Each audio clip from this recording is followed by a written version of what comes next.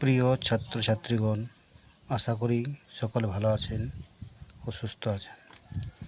আজ আমি পঞ্চম শ্রেণীর যে গণিতের প্রথম অধ্যায়ের আগের পড়া মনে করি সেইখান থেকে যে অঙ্কগুলি আছে সেগুলি আজ তোমাদেরকে করে দেখাবো। তো দেখো, লেখার সংখ্যা দেখে নিজে লিখে রং দিই। তো এই যে সংখ্যা রেখে আমি লিখে ফেলেছি একক, দশক, শতক, হাজার।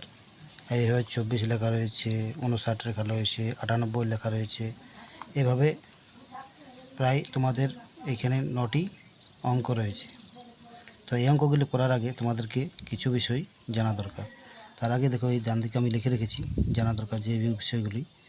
তাহলে প্রথমে জানা দরকার যে একটি ঘরে 9টির বেশি বল বসে না। মানে এই যে এইগুলা প্রত্যেকটি এক একটি ঘর, এক একটি ঘরে 9টির বেশি বল বসানো যাবে না। যেমন এইবারে দ্বিতীয় হচ্ছে, এককের ঘরের একটি বলের মান সবসময় কিন্তু 1 হয়। যদি এককের ঘরে একটি বল আমি বসাই এখানে, তো মান 1 থাকবে। আবার যদি একই রকমভাবে এককের ঘরে 9টি বল বসে, তাহলে 9 একে 9, মানে 9টি বল বসবে।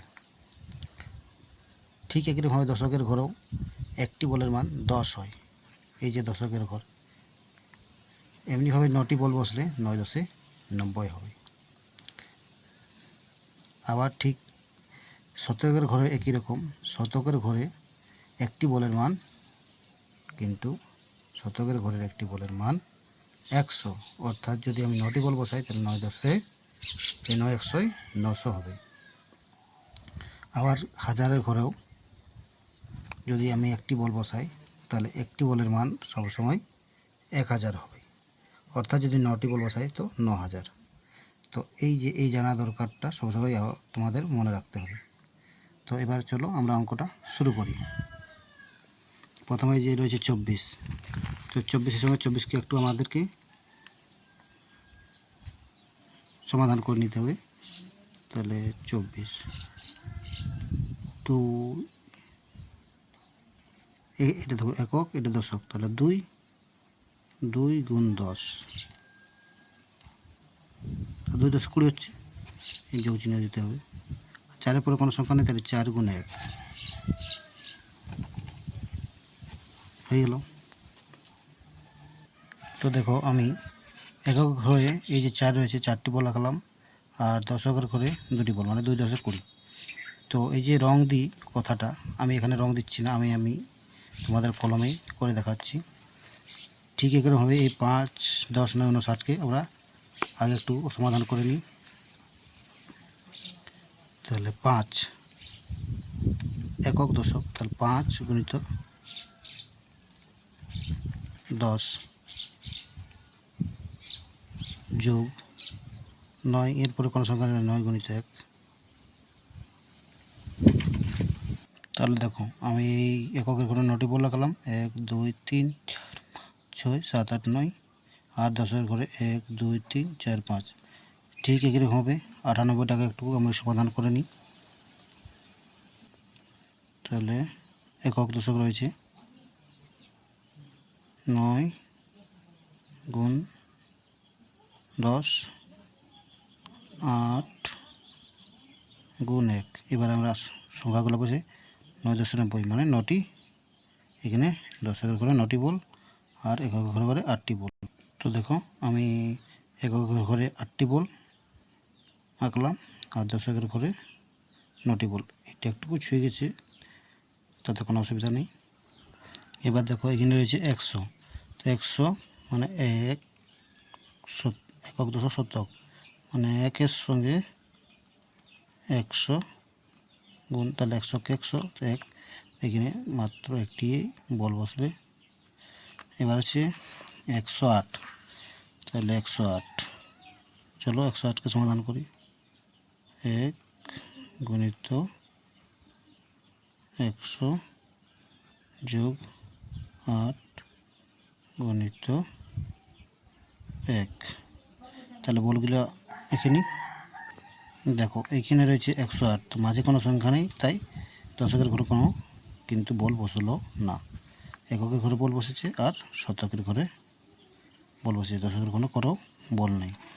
এবার রয়েছে 554, এটা একটু আমরা সমাধান করে নিই।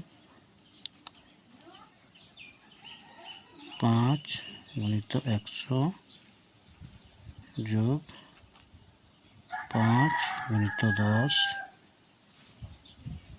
যোগ 4 গুণিত 1। তাহলে এককের ঘরে 4টি বল, দশকের ঘরে 5টি বল, আবার শতকের ঘরেও 5টি বল। চলো বল আঁকি। তো আমার বল আঁকা কমপ্লিট। তো দেখো এই ঘরে আমি 4টা এঁকেছি, এই ঘরে 5টা, এই ঘরে আবার 5টা, মিলে গেল। এবার হয়েছে 999, এটি তো আবার সমাধান করে নিই। 9 গুণিত 100 যোগ 9 গুণ 10 যোগ 9 গুণ 1। তো এটিতে কিন্তু প্রত্যেক এককের ঘরে, দশকের ঘরে, শতকের ঘরে প্রত্যেকটি ঘরে কিন্তু 9টি করে বল বসবে। তো দেখো আমি প্রত্যেকটি ঘরে 9টি করে বল এঁকেছি। তাহলে এই অঙ্কটাও কমপ্লিট হয়ে গেল। আর তোমাদের 2টা অঙ্ক রয়েছে, তো চলো 2টা আমরা অঙ্ক করে নিই। এবার রয়েছে তোমাদের 1000 আর 3413, এই 2টি অঙ্ক করলেই তোমাদের এখানের অধ্যায়টি শেষ।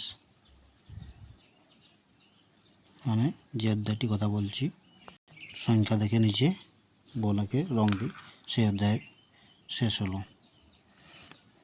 এই অঙ্কগুলি করলে। তাহলে দেখো এটা 1000 সমাধান করি। 1 গুণিত একক শতক হাজার, তাহলে 1000। 1 গুণিত 1000, তাহলে এটি একটি মাত্র এখানে 1000-এর ঘরেই বল বসবে, বাকি আর কারো ঘরে বল বসবে না। এরপরে হচ্ছে 3413, একটু আমরা সমাধান করি। 3 গুণিত 1000 যোগ 4 গুণিত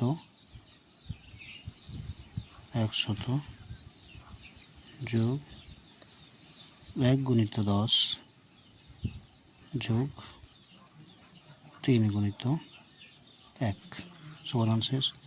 এরপরে আমরা লিখে নিই।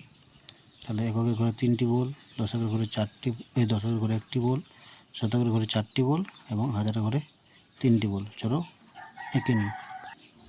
তো আমাদের আঁকা কমপ্লিট, অঙ্ক প্রায় শেষ।